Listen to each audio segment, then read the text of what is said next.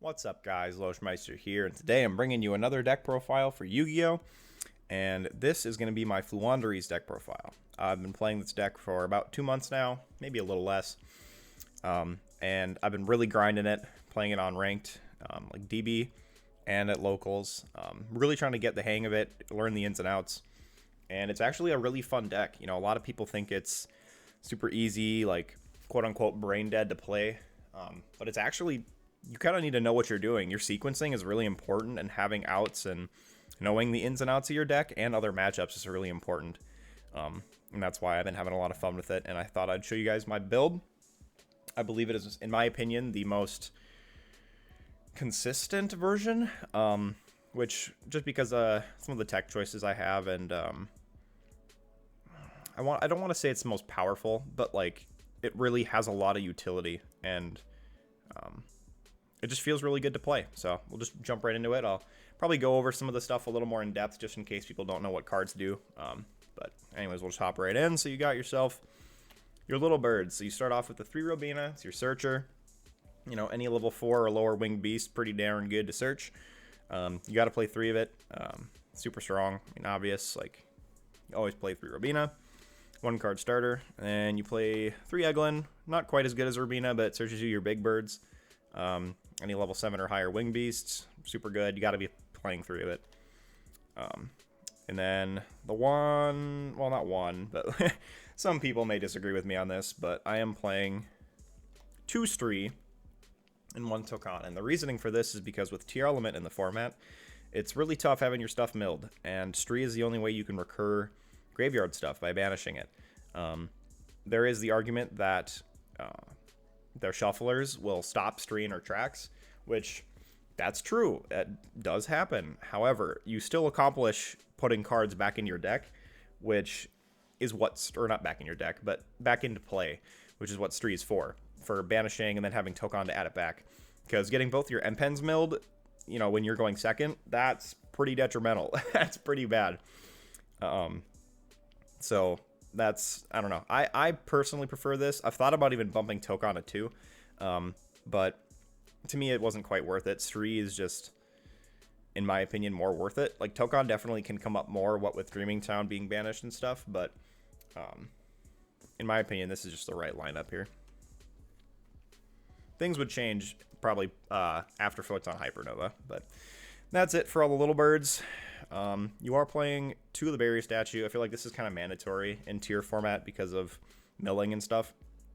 You need to be able to ensure that you're shuffling them back with Ryza, or at least having interruptions. There's been so many times I've had my opening turn with like Map and Robina or Map of Eaglin, and like having full combo with the Barrier Statue on the field, and then they just imperm it or Dark Ruler. And then I'm like, okay, cool. And then they start trying to do plays, and then I just go Dreaming Town and set up the exact same board. Where if they don't have another board breaker, they're not outing it. It's just not happening. And it's just really strong. Having 2 is really important, in my opinion. Big birds, 2 M-Pen. Thought about 3. 1's not enough. 3 is probably too much.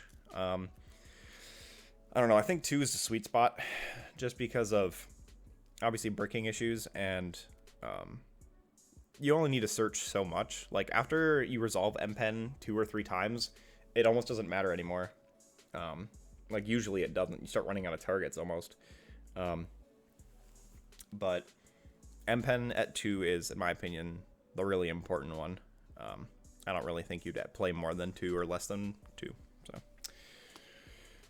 So, controversial, I guess. I am playing double Ryza and the 1 Apex, so a bit of a bigger big bird package. The reasoning is because if they mill your Ryza, your outs to their normal summons are essentially just not there, other than going for Avion and then setting it with Dreaming Town. But setting 1 card off Dreaming Town usually feels bad, and like, you know, if you have to do it, you have to, but I'd rather Ryza and put something back, like bounce a shifter to top deck and then draw it and then activate it again because it's the only thing I activated, which, you know, that can happen too. I prefer double Ryza, especially like the tier mills it, and then if you're only playing 1, you're just like stuck. There's nothing you can do then. Where if you have 2, you can like loop them, you can You can do some good stuff with it, and so I prefer to be honest. And then obviously, you know, Avion being your out to like evenly and stuff, super strong. Then if you're playing Flu, you are playing D-Shifter. I don't want to hear any ifs, ands, or buts about it. It's like the best hand trap in the game. If you're not playing it, you should be. Yes, it does conflict with Dreaming Town sometimes, but you can just add it back with Tokon. I don't care. Now, some people are going to disagree with me on this, but I'm going to give you my reasoning right here. I put this in after playing 3 Imperm instead for about a month, where Imperm was good, but it wasn't actually doing enough. Like, Imperming a Kit Kalos doesn't... There were times it did do stuff, and there was other times it felt like it just didn't do anything. Like, it wasn't strong enough to actually impact them. Where, like, for tier anyways, where DD Crow actually comes in really clutch for, you know, they mill 1 name. And then if they get to kit, then they get to go off, where I can just stop them from getting to kit in the first place. Then they don't have a tier on name for Sulik or whatever. Or, you know, say you're playing against... trying to think of another example, like Eldritch, or, which, I mean, who's playing against Eldritch in this format? But DD Crow does hit a lot of other decks, too. Like, things in the grave, you just get it out of there. Naturia, Sprite, in a way. If they try to go Elf, target their other swap, you just DD Crow it. That's happened before for me.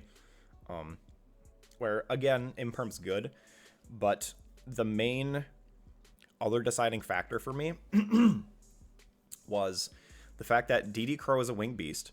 And there have been times that I would open hands that were like literally unplayable, but I would still have like Imperm and Advent, where if I could have just Advented the Imperm for Robina or Map, I'd be able to play. Where now with DD Crow, if I open a hand, I'm the type of player that'll force the plays through. Where if I open a hand of, you know, Map and then no other small bird, but then I have DD Crow and Advent, I'm Adventing this because it's a winged beast to search for Robina and then going off. Like, yeah, it sucks that I lost the DD Crow, but because it's a winged beast, it increases the consistency for me in a way. And there's also times in late game where you're already ahead and you already have all the birds in rotation, and it's like, all right, cool, I'm going to use Robina and search for a DD Crow, where that just puts me one other resource ahead. It puts a lot of pressure on your opponent. And it's also a good, like, side out, along with the other Stree and the other Ryza. If you're not playing against tier, that's a really good side pattern right there. That's 5 cards just right away that basically come out, sometimes even Shifter, depending on what you're playing against. And I like having that utility of being like, oh yeah, cards are good, but my side cards are better for this specific thing, so I can side out this many. And yeah, so I prefer this. It's come up a lot. It's really good. I'm going to stick with it. And it's a 1, which I don't think that's come up yet, but there's always a chance that it could come up. That's it for the monsters. For the spells, gotta play the 3 map and the 1 terraforming. I'll just kind of slide it right there, I guess. You gotta play 3 map. Map's like the best card in the deck. It puts so much pressure on. There's so many times I'll first turn realize I can double M-Pen because if I have the ability to, and then I'll just either search for another map if I already have the trap or if I already have unexplored winds, just because if they out your map, having another one, it just puts so much pressure on your opponent, because like, especially if you have the barrier statue up, they have to normal summon, and then you just get to go off on their turn without using the trap, and it's just really strong. I don't play any other field spells. I was playing Necro Valley at one point, but it was interfering with Ryza too much and Stree, and so I was just like, nah, I'm not playing this anymore. Playing the Advents, obviously. You can play the deck without them, but Advent just really, really, really helps. It's such a strong card. Being able to dodge Imperms, being able to search for the field spell, being able to search for a Robina or whatever you need. It's just too versatile. Doesn't dodge Ash, obviously, but it's still nice to have. Honestly, like, you should be playing this card if you're playing Flu. Like, you can play without it, but I would not be playing Flu without it. And then we are playing the 1 Unexplored Winds, and not a spell, obviously, but the 1 Dreaming Town. I've thought about bumping Dreaming Town up a little bit, just because Dreaming Town's so good. But generally, if you can get away with resolving map and Dreaming Town during your opponent's turn, then you're getting into Tokon and into Stree, where you can banish it with Stree, or like, you know, banish it for its effect, token, add it back, and then you're looping it at that point, and it's fine. And Unexplored Winds is just your out to your opponent's entire effing board. Like, it's just so good. For the draw cards, you got to be playing Prosperity. Wish I had Blazing Vortex ones, but anyway. Card's insane. It does technically conflict with Unexplored Winds with its drawing. And that has come up, like, maybe a couple times. But it's not that horrible. You know, it's like, if it does happen, it's like, well, you know, at least I tried to look for 6 cards. Like, you know, you just bricked. It happens. But the card's insane. Like, you just have to be playing it. And then playing the triple duality, because this also can sometimes be an issue, like where if you need to dig, but you also need to go into the extra deck, which again only happens if you're in a bad place anyways, so it's not that like bad. But opening duality and prosperity in your opening hand is generally just a win, because you're just going through so many cards in your deck. It's crazy. Got to be playing 3 of those. Then for the last 3 spells, we are playing triple Dark Ruler. My reasoning for Dark Ruler in the main, even though I'm going first, like if I win the dice roll, I'm going first. The reasoning is because sometimes you don't win the dice roll, and you just need to have the Dark Ruler. Or if your opponent, like, okay, so if you go second and your opponent's playing tier, they mill your cards, they know you're on Flu, and they make Baguska, you have exactly 2 outs to it. It's Dark Ruler, or, well, was Imperm, but now it's, you have to have map and then 2 birds, because then you you have to go map effect, summon a bird, don't activate its effect, it'll go to defense. Excuse me, sorry, you normal summon another bird, no effect. Then you either make Codebreaker Virus and just attack over it, which I'll go over in the extra deck, or you have to make Zeus, which Zeus is the also, well, actually Zeus doesn't work. It's just Codebreaker. Unless, well, there, you can make a relinquished anima if they put it in the wrong zone, but that doesn't happen very frequently. Zeus is your out to zombie world, which some people have been playing that in the main now. So I have, speaking of that, I've considered playing Harpies in the main, just because of that, but there's just, I'm playing 40 cards right now, and it just doesn't make sense to me. But yeah, so 40 card main. Get into the side deck. So you got the double Cyclone and Harpies. These I kind of want to switch for something that has a little more impact, like Twin, but like there's times you don't want to discard out of your hand. It's just so that outing Zombie World's easier, and usually they'll have like a Zombie World Sulic or Zombie World Crime or whatever. And you just need to have these cards, otherwise you're just essentially not playing through Zombie World, which is really annoying, but I mean, it is what it is. And I mean, the cards are good anyways, like they're good against back row decks, play against like Labyrinth or whatever, pretty good. Evenly for when you know you're going to go second, evenly just a blowout card. Opening Dark Ruler evenly is pretty much just GG's, like it's almost no decks are playing around it. Against tier one time, I remember I opened double Dark Ruler, evenly Map Urbina, and I just went Dark Ruler, they crimed it, I Dark Rulered him again, then went evenly, and then just full comboed him, and the dude's like, what do I do? And it's just like, you know, sometimes you just open better. It happens, I guess, but it's pretty good. Evenly's crazy. And then when you know you're going first, Solemns. So this is weird to some people. I think this card's way too good to not be. The main thing is, if they have a Dark Ruler or they have an evenly, and you like, this is basically for the Dark Ruler, and then you just immediately after that, if they try to go to battle phase, then you have the Apex Avion for the evenly versus the Dark Ruler, because you can't Dark Ruler, or you can't negate that with Avion, obviously. But if you set up full combo with this in the back line, you're looking pretty good. Like, yeah, you're gonna, you know, take some damage to yourself, but you're also just not probably gonna lose, because you're gonna stop your opponent from doing anything. It's really good. And then probably the best card in the side, honestly. This card's really, really, really, really, really, really, really, really, really strong. I'll say it a couple more times if I need to. If your opponent just activates Kelbeck, or they activate like Sheeran in hand, you just chain Harpies, and it's like, cool, my turn? Like, what are you gonna do? It's just like a free turn skip. I will say the only thing, I actually learned this the other day, Since it specifically says Winged Beast, well, Winged Beast, if your opponent zombie worlds you early, this card literally can't activate, and that can really be annoying. So if you know your opponent's on zombie world and has it, or has a way to do it, you got to shotgun this thing right away. Otherwise, they're just going to put zombie world up, and then you just lost. Because that happened to me at a tournament, and I looked at Harpies, and I was like, wait. Oh, shit. Where sometimes it happens, but it's just one of those things, you know? Good to know for the matchups. And then for time, obviously you're still playing Advent, so Advent can gain you life. I've won a couple games because of that. But if you're getting really close to time, these stupid time rules, like, you have to be playing this. It sucks, but, you know, they activate Havness, and you're just like, cool. Like, you know, you got to be careful, though, because if they activate Havness and you activate this, and then they chain a Shuffler to put things back to purposely half your life points, I've seen it happen, and it's really cringe, so you got to be careful.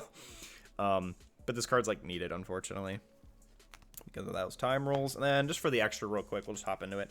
So you're playing Omega, Ignister, Recital, Ensemble, Link, sorry. These are your prosperity targets for me anyways, because, like, I'm almost never going to make these normally. These two are for if you play against, like, Dogmatica or some bullshit. This doesn't ever really come up. I prefer using Area versus Win, because you usually want to keep the wins on board if you need, like, for Harpies or for whatever. Ensemble is essentially never coming up, and Recital is only if you're, like, super losing to search for another wing. Like, it's just not where you're not doing it. These are the first 6 that get banished for prosperity. For the memes, you are playing this. My buddy actually got me this card as a, like, he got me some cards for my birthday or for Christmas. I can't remember which one it was, and was like, hey, anything you pull out of those that you can use. And I was like, I mean, technically I can make Gustav with 2 M-Pens and, like, game somebody, I guess. Has not come up, but just for the funny, I'm keeping it in here because it could be funny. Zeus package, because it's insane. Honestly, like, if I wasn't playing the Gustav Max, it would probably just be like another Zeus or something, because Zeusing a field of zombie world, like with zombie world and stuff, is so nice. There's so many times like that's all you can do. This is technically also part of the Zeus package, is because you make this with 2 birds, generally with the map combo with maps normal, and then your normal, no effects, make Nightingale attack for 400, because it can attack directly, and then just overlay for Zeus, and you're looking good. It's won me games before. It's just, you gotta play it. Like, it's one of those things where people say that extra deck and flu doesn't matter, but I think it does. And then we got Underworld Goddess. This, I don't think I've ever made it, but there's times where I've played against decks where I could have made it, and it would have been nice to make it. It's just kind of hard to, because your deck doesn't really flood the field very much, without being able to, like, it doesn't flood without you losing your ability to special summon. So there are times I have been able to make it, but it hasn't been necessary. So it's just nice to have in there anyways as a piece of utility. Area, because you can use this just to kind of, like, out certain things. Like, it comes up. It's all right. That's for Zombie World. It's another way to get to it if you're playing against like Cash and they banish Zeus. Like, that's your other line, I guess. It's still not great, but it's something. Baguska out. People sleep on this card. I actually made this against a person the other day, and they had to read it. They're like, what is this? And it's just like, look, it's just a Link 2 that has more attack than Baguska has defense. That's literally it. And it outed Baguska. It's just, that's why you play it. And then Anima, which, if they play into Anima, it feels so good to just summon a card and then take the, oh god. That there was a big, I think it was like a 67 or 70-ish person tournament the other day that I was at. I think I got 18th, which was not horrible, but not great either. Where somebody summoned Baguska in the zone in front of Anima, or where Anima could go, and I was like, hey, I'm gonna take that. And I did, and it won me the game, because it was just an easy out to Baguska. The card's crazy. It's really useful for baiting stuff out, getting things out of the way. And yeah, that's it for the deck profile. 20 minutes. I apologize for the longer video, but kind of felt like I had to explain some things a bit more because some people have disagreed with my choices of playing, you know, like the DD Crows and the Ryzas and whatever. But I just feel like it's, in my opinion, the right stuff to play right now. Like there's times where just having that many more winged beasts in your deck allows you to banish them for Advent if you need to play, and you don't feel too bad. Like there was a game where I had to Advent one of my Ryzas that was in my hand just so I could play, where my opponent was looking at me like I was crazy, and I was like, well, I'm not gonna pass my turn, because if I just pass my turn, I lose. There's just no way, because if your opponent sets up a board, Flu doesn't really break boards like at all, unless you have Dark Ruler and or Evenly. Like just Dark Ruler generally doesn't do it either against tier, assuming they have like Solic and Crime, like you're just, or even Planet, like you're just not doing anything, because that's, you know, a pop, a negate, and then another negate. This deck loses to a couple interactions. It's tough. But yeah, let me know what you guys think. If you have any, you know, I'd be willing to go over and explain some more things in the comments if you guys have anything you want to say. And yeah, I hope you guys enjoyed. I hope it's informational and it gives you guys some ideas and all that. If you want to see more Yu-Gi-Oh content, let me know. And until next time, take care. Peace.